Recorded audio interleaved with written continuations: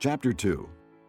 Now Naomi had a relative on her husband's side from the clan of Elimelech, a man of standing, whose name was Boaz. And Ruth, the Moabitess, said to Naomi, "Let me go to the fields and pick up the leftover grain behind anyone in whose eyes I find favor." Naomi said to her, "Go ahead, my daughter." So she went out and began to glean in the fields behind the harvesters. As it turned out, she found herself working in a field belonging to Boaz, who was from the clan of Elimelech. Just then Boaz arrived from Bethlehem and greeted the harvesters. "The Lord be with you." "The Lord bless you." They called back. Boaz asked the foreman of his harvesters. "Whose young woman is that?" The foreman replied, "She is the Moabitess, who came back from Moab with Naomi. She said, 'Please let me glean and gather among the sheaves behind the harvesters.' She went into the field and has worked steadily from morning till now, except for a short rest in the shelter."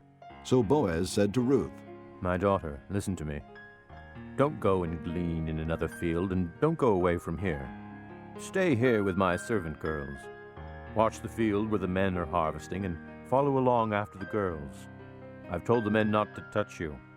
And whenever you are thirsty, go and get a drink from the water jars the men have filled." At this she bowed down with her face to the ground. She exclaimed, "Why have I found such favor in your eyes that you notice me, a foreigner?" Boaz replied, "I've been told all about what you have done for your mother-in-law since the death of your husband, how you left your father and mother and your homeland and came to live with the people you did not know before. May the Lord repay you for what you have done. May you be richly rewarded by the Lord, the God of Israel, under whose wings you have come to take refuge." "May I continue to find favor in your eyes, my lord. she said. You have given me comfort and have spoken kindly to your servant, though I do not have the standing of one of your servant girls." At mealtime Boaz said to her, "Come over here. Have some bread and dip it in the wine vinegar." When she sat down with the harvesters, he offered her some roasted grain.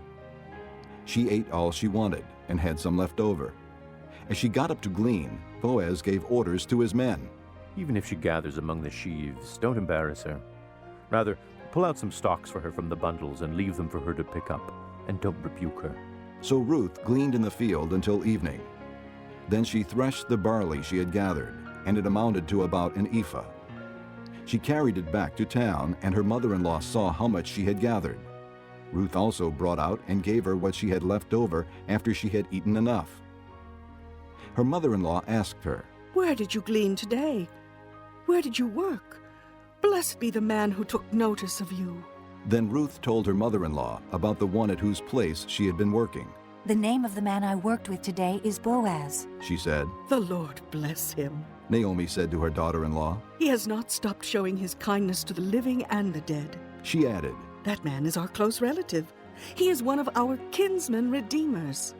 Then Ruth the Moabitess said, "He even said to me, 'Stay with my workers until they finish harvesting all my grain.'" Naomi said to Ruth, her daughter-in-law, "It will be good for you, my daughter, to go with his girls, because in someone else's field you might be harmed."